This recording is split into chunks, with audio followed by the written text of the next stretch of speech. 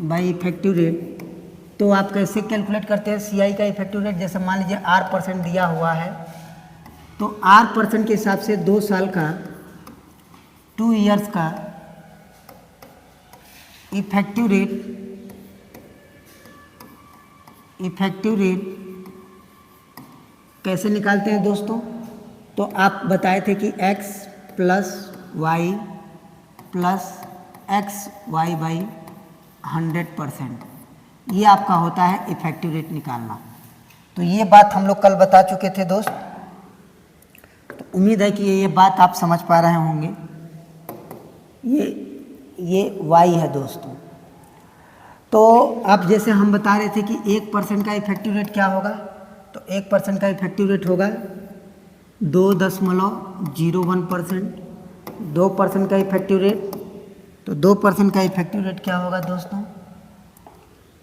तो 2% का effective rate आपका हो जाएगा 2 + 2 4.04%। 3% का इसी प्रकार से इफेक्टिव रेट निकालेंगे, तो 3 3 6.09%। और 4% का इफेक्टिव रेट निकालोगे तो 4 4 8.16%। और 5% का अगर आप इफेक्टिव रेट निकालते हैं तो 5 5 10.25%। और 6% का अगर आप इफेक्टिव रेट निकालेंगे तो 12.36%। और इसी प्रकार से 7% का इफेक्टिव रेट हो जाएगा 14.49%। और 8% का इफेक्टिव रेट निकालेंगे तो हो जाएगा 16.64%। और 9% का इफेक्टिव रेट निकालेंगे, 9% का इफेक्टिव रेट निकालेंगे दोस्त, तो ये आपका हो जाएगा 18.81%। और 10% तो महत्वपूर्ण है।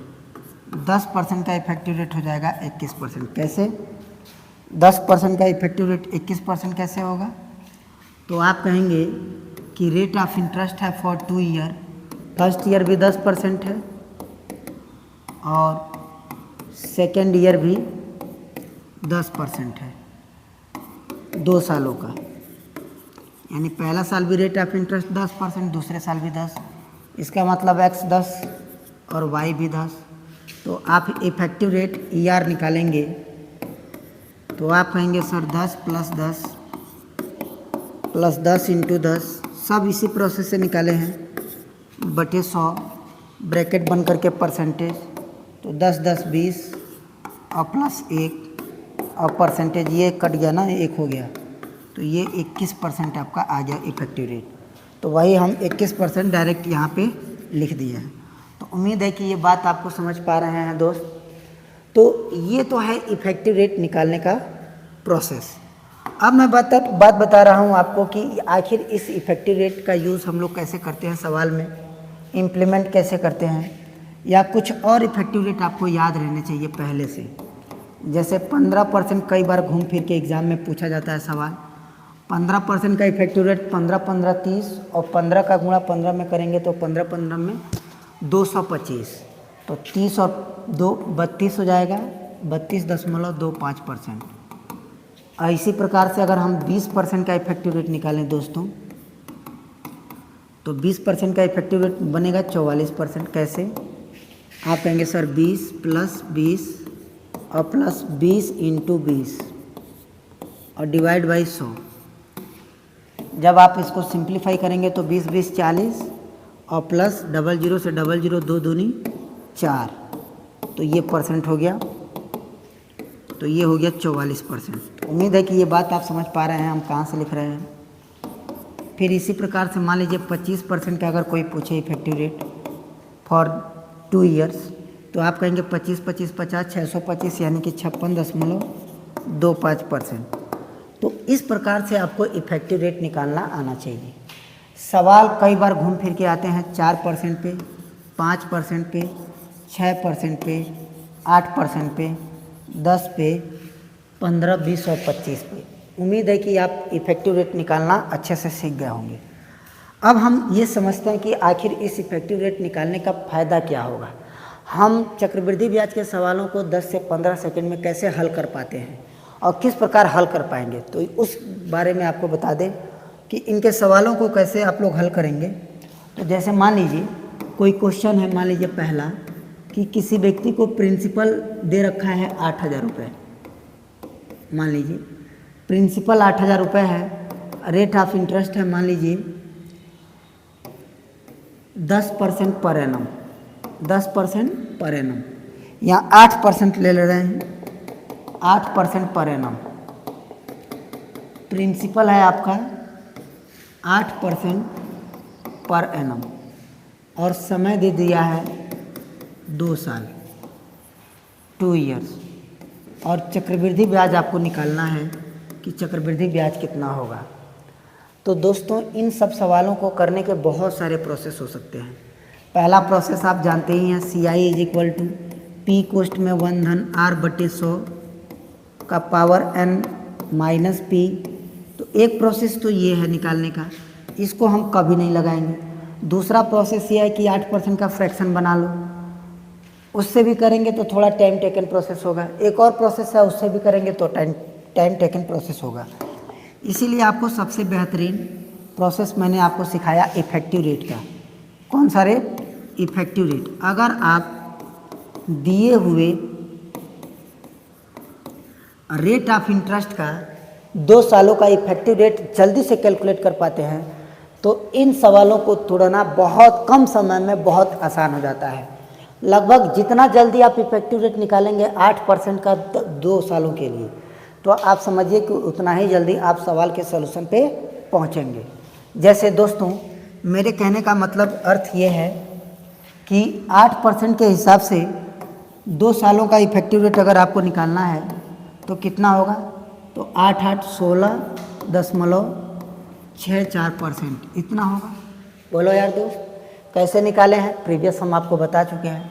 और अगर आपको CI निकालना है तो केवल मात्र प्रिंसिपल का 16.64% आप निकालेंगे तो ये आपका चक्रवृद्धि ब्याज निकल जाएगा। कैसे? तो CI is equal to principal कितना दे रखा है? 8,000, 16.64% हटाएंगे नीचे 100 और ये दशमलव को रिमूव करेंगे तो फिर से 00। ये अब देखो 2 दशमलव से 2 जीरो से 2 जीरो कैंसिल, 1 जीरो से 1 जीरो कैंसिल। आपको केवल गुणा कर लेना है। 8 चौका 32 का 2 और 8 छक्के 48 और 3 51 का 1 हासिल 5, 8 छक्के 48 और 5 53 का 3 हासिल 5 और 8 कने 8 5 13 और डिवाइड बाई 10।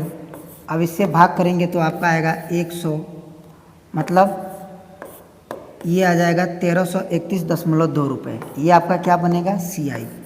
तो उम्मीद है कि इस प्रकार से आप CI कैलकुलेट कर सकते हैं। अब ये मैं लगा रहा हूँ तो टाइम लग रहा है, आप चाहते तो यहीं से डायरेक्ट 8% के हिसाब से 2 साल का इफ़ेक्टिव रेट 16.64% और प्रिंसिपल 8,000 का 16.64% आप कैलकुलेट कर लेते हैं तो 1331.2 रुपये आपका आंसर आ गया होता।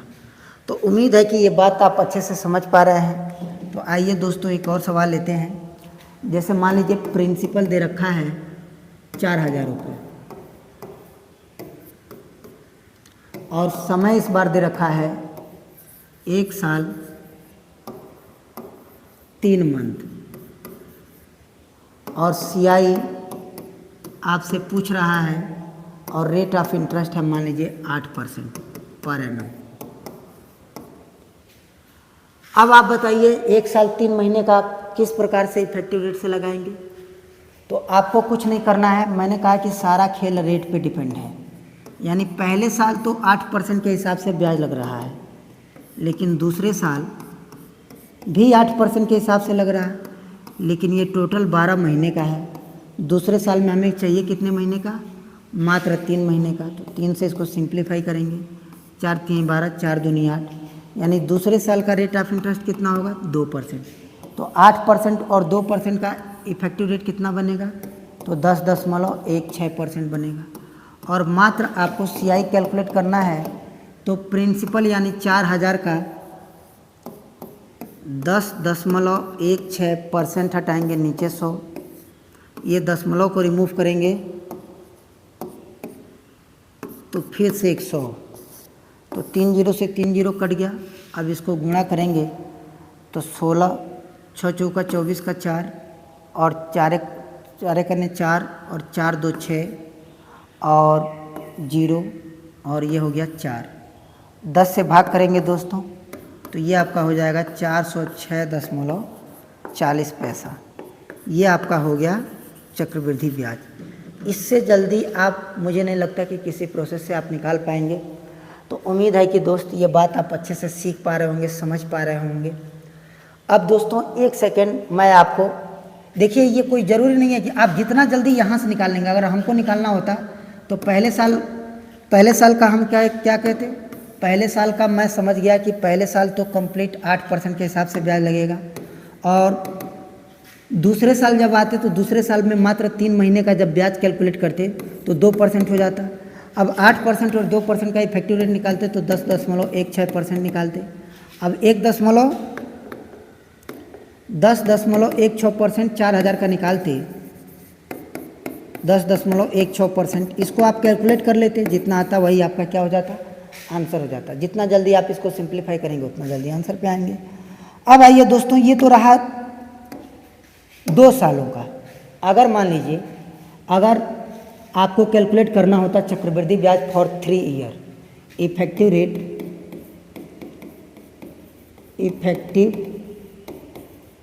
रेट फॉर CI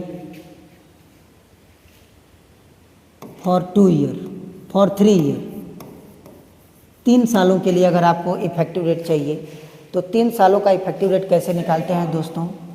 तो उसके लिए मान लीजिए कि अगर 1% रेट ऑफ इंटरेस्ट है, मान लीजिए 1% अगर रेट ऑफ इंटरेस्ट है तो 3 साल का इफेक्टिव रेट जब भी आप निकालिएगा तो आपका एक तरीका मैं बता रहा हूँ, ये तरीका आपको बहुत अच्छे से आना चाहिए कि जब भी 3 साल का इफेक्टिव रेट निकालते हैं दोस्तों, तो मान लीजिए 1% है तो पहले a का क्यूब कर लीजिए और a का क्यूब करने के बाद 2 अंकों में लिख दीजिए, ठीक है।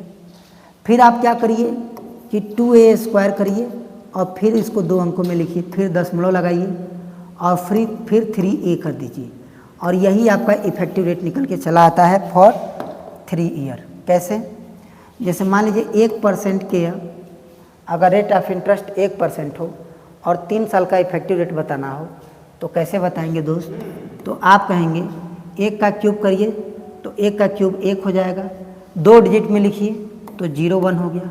फिर आपको क्या करना है, 1 का स्क्वायर 1 और 2 का गुणा करेंगे तो 2, 2 अंकों में लिखेंगे तो 0 2 और यहाँ दशमलव और 3 में 1 का गुणा करेंगे तो 3, यानी 1% के हिसाब से 3 साल का इफेक्टिव रेट कितना बना दोस्तों, 3.0201%। इसी प्रकार से 2% का अगर आप पूछें तो 2 दूनी 4 दूनी 8 0 8 और 2 दूनी 4 दूनी 8 0 8 और फिर 3 दूनी 6 हो जाएगा और इतना परसेंट आपका हो जाएगा।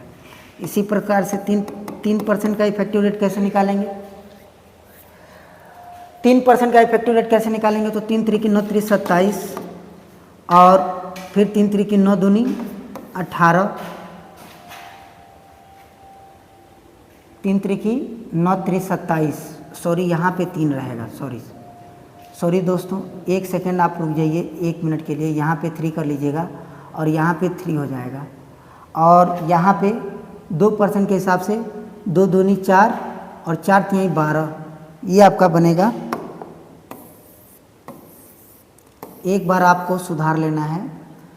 अब इसको जैसे मान लीजिए 1% के हिसाब से निकालना, तो 1 का क्यूब क्या हो जाएगा, 1 का क्यूब हो जाएगा 1 और 2 अंकों में लिखेंगे तो 0 1, 1 का स्क्वायर 1 और 3 का गुणा करेंगे तो 0.3, यानी 1% के हिसाब से 3 साल का इफेक्टिव रेट बनेगा 3.0301%। इसी प्रकार से 2% का इफेक्टिव रेट कैसे निकालेंगे, तो पहले 2 का क्यूब करेंगे तो 2 का क्यूब कितना होगा 8, 2 अंकों में लिखिए 0 8। फिर आपको क्या करना है, 2 का स्क्वायर 4 और 4 3 12, ऑलरेडी 2 अंकों में है, फिर दशमलव 3 दूनी 6, यानी 2% के हिसाब से 3 साल का इफेक्टिव रेट कितना बनेगा तो 6.1205 8%। इसी प्रकार से 3% का निकालें तो पहले तो 3 का क्यूब करना है, तो 3 3 की 9 3 27, और फिर क्या करना है 3 का स्क्वायर, 3 3 की 9 3 27, फिर 27 हो गया, और 3 3 का 9, यानी कि 3% के हिसाब से 3 साल का अगर आपको इफेक्टिव रेट बताना हो तो आप कहेंगे 9.2727%। इसी प्रकार से दोस्तों मैं कुछ सिग्निफिकेंटली लिख दे रहा हूँ जो अक्सर एग्जाम में आते रहते हैं। जैसे मान लीजिए 5%, तो ये कई बार एग्जाम में आए हुए हैं। तो 5% का अगर आपको इफेक्टिव रेट निकालना है तो 5 का क्यूब 125 को 2 अंकों में लिखिए, 25 कैरी हो गया 1, और 5वां 25 या 75 और 1 जोड़ेंगे तो कितना हो जाएगा 76.5 या 15 और 1 15 और 1 5 या 15 सॉरी 5 या 15। तो अगर 5% का इफेक्टिव रेट चाहिए अगर 3 सालों का, तो ये बात आपको पहले से याद रहना चाहिए। अगर एग्ज़ाम में याद है तो इन सवालों को आप मुश्किल से 5 सेकेंड के अंदर ही बना सकते हैं। अगर मान लीजिए मैंने पूछा कि 10% का इफेक्टिव रेट कितना बनेगा, तो आपको सेम इसी प्रोसेस से जाना है। तो 10% का इफेक्टिव रेट कितना बनेगा 33.1%। अब आइए दोस्तों बस एक सवाल इसका कराते हैं बेहतरीन, और इसके बाद से आप देखेंगे इफेक्टिव रेट का कितना शानदार यूज़ है। जैसे इस इफेक्टिव रेट का क्या फ़ायदा है, फ़ायदा यह है कि मान लीजिए अगर प्रिंसिपल आपको निकालना होता, अगर मान लीजिए प्रिंसिपल आपको कल को चक्रवृद्धि ब्याज में किसी भी सवाल में प्रिंसिपल निकालना होता और रेट आपका दे देता 10% पर एनम और समय दे देता 3 साल और चक्रवृद्धि ब्याज दे देता मान लीजिए 6620 रुपये, एक बात कह रहे हैं, और आपको प्रिंसिपल या अमाउंट भी बताना होता, तो आप कैसे बनाते इस सवाल को? तो इस सवाल को करने के बहुत सारे प्रोसेस हो जाएंगे। जैसे मैंने एक प्रोसेस आपको बताया था कि CI जब भी आप निकालते हैं तो P कोष्ठ में 1/r/100 का पावर n-p करते हैं। तो इस फॉर्मूला से तो हमें कंपटीशन निकलेगा नहीं, इसको कभी नहीं लगाएंगे। एक तो तरीका यह है कि इसका फ्रैक्शन निकालिए 1/10, और 3 साल का है तो पहले साल कोई धन 10 से 11 हुआ, दूसरे साल भी 10 से 11 हुआ, तीसरे साल भी 10 से 11 हुआ। अब आप जो अंक इधर वही अंक इधर मिल जाए तो कर दीजिए, नहीं तो मल्टीप्लाई करिए। तो मल्टीप्लाई करेंगे तो कितना हो जाएगा 1000 यूनिट का कोई धन 3 सालों में 1331 यूनिट बन गया। तो इसको बोलते हैं प्रिंसिपल और इसको बोलते हैं अमाउंट। अब आप बताइए 1000 रुपया का धन 3 साल में 1331 यूनिट बन गया, तो ब्याज कितना लगा दोस्तों? तो आप कहेंगे 331 यूनिट, और इस 331 यूनिट को एक्चुअल में कितना दिया है 6620 रुपये। तो 1 यूनिट का दाम निकालेंगे आप, तो 1 यूनिट का दाम निकलेगा 20 रुपये। अब 20 रुपये का गुणा अगर आप प्रिंसिपल 1000 में करते हैं तो ये आपका कितना आ जाएगा 20,000 रुपये। यानी प्रिंसिपल आप इस प्रोसेस से निकाले तो कितना आ गया 20,000 रुपये। देखिए ये कितना बड़ा प्रोसेस है, इससे भी मैं आसान बताऊंगा। एक और प्रोसेस मान लीजिए, एक और प्रोसेस पे अगर हम डिस्कस करें तो दूसरा प्रोसेस ये है दोस्तों इसी सवाल को करने का कि आपको रेट परसेंट का फ्रैक्शन बनाना है कि इस दिए हुए रेट परसेंट का फ्रैक्शन कितना बनेगा, तो 1/10, और 1/10 जो आया अगर 3 साल है तो 10 का क्यूब, 2 साल रहता तो 10 का स्क्वायर, 4 साल रहता तो 10 का पावर 4 करते, लेकिन 3 साल है तो 10 का क्यूब कर लिए, तो 10 का क्यूब कितना हो जाएगा 1000 यूनिट। अब इसको मान लेंगे कि ये हमारा प्रिंसिपल था। मेथड नंबर 2 बता रहे हैं दोस्तों। अब इस प्रिंसिपल पे कैसे साल ब्याज लगा, 3 साल, पहले साल, दूसरे साल और तीसरे साल। किस दर से लगा, तो 1/10 के दर से पहले साल भी, और 1/10 के दर से दूसरे साल भी, और 1/10 के दर से तीसरे साल भी। तो 1000 का 1/10 निकालोगे तो 100, दूसरे साल भी 100, तीसरे साल भी 100। इस 100 का 1/10 निकालोगे तो 10, इस 100 का 1/10 निकालोगे तो 10, और इस 100 का 1/10 निकालोगे तो 10, इस 10 का 1/10 निकालोगे तो 1। अब आप समझिए कि ऊपर वाला लाइन क्या है CI, ऊपर वाला लाइन SI है, और ये जब टोटल आप जोड़ते हैं दोस्तों, ये टोटल इसको बोलते हैं CI। तो CI कितना बना 100 100 100 300 10 20 30 और 1 31। तो CI बना 331 यूनिट। 331 यूनिट को कह रहा है 6620 रुपये। तो 1 यूनिट को कितना कहेगा दोस्तों? 20 रुपये। तो 1000 में 20 का गुणा करेंगे तो प्रिंसिपल आपका आ गया 20,000 रुपये। तो उम्मीद है कि ये बात आप समझ पा रहे होंगे। अब मैं बता रहा हूँ कि इतना बड़ा प्रोसेस भी आपको नहीं निकालना है। अब जो मैं ये वाला चीज़ आपको बताया हूँ वह 2 सेकंड में आपका आंसर लाके देगा, चुटकियों में। कैसे? आइए देखते हैं। और इस सवाल को करने के बाद आपको समझ में आएगा कि इफेक्टिव रेट का कितना बल्क में यूज है। जैसे देखो यार दोस्तों, आपको ऐसे समझना है, अगर ये सवाल अगर आ गया और इसको इफेक्टिव रेट आपके दिमाग में क्लिक होना चाहिए कि अगर 10% है, 2% है, 5% है, सीधा सीधा परसेंटेज है, तो यहाँ पे हमें इफेक्टिव रेट लगाना है। क्या लगाना है दोस्तों? Effective rate. कैसे? 10% के हिसाब से 3 साल का इफेक्टिव रेट कितना बना? आप बताइए। 10% के हिसाब से 3 साल का इफेक्टिव रेट कितना बना? अभी आपको बताया है 33.1%। अब आपको कुछ नहीं करना है, प्रिंसिपल का 33.1% को कह रहा है 6620 रुपये। बस इसको सिंप्लीफाई करो, परसेंटेज को हटाओगे दोस्तों तो नीचे 100 हो जाएगा, और ये जो दशमलव रखा है इसको हटाओगे तो फिर 110 आ जाएगा, और 331 का पहाड़ा 2 बार पढ़ोगे तो 662 आ जाएगा। यानी 331 से इसको सिंप्लीफाई किए तो 20 आ गया। 20 में 1000 का गुणा करेंगे तो प्रिंसिपल कितना आ गया? 20,000 रुपये आ गया। तो उम्मीद है दोस्तों आपको इफेक्टिव रेट का महत्व यहाँ समझ में आ रहा होगा कि इफेक्टिव रेट से सवाल बहुत जल्दी सॉल्व होते हैं। तो इस प्रकार से आज के लिए हमारा सेशन में इतना ही रहेगा, और इस तरीके का वीडियो और आगे पाने के लिए हमारे चैनल द अर्जुन एजुकेशन को सब्सक्राइब करें, अपने मित्रों के पास शेयर करें, ताकि हम लोगों का मोटिवेशन बढ़ता रहे और आपको ऐसे ही शानदार वीडियो मिलता रहे। धन्यवाद दोस्तों।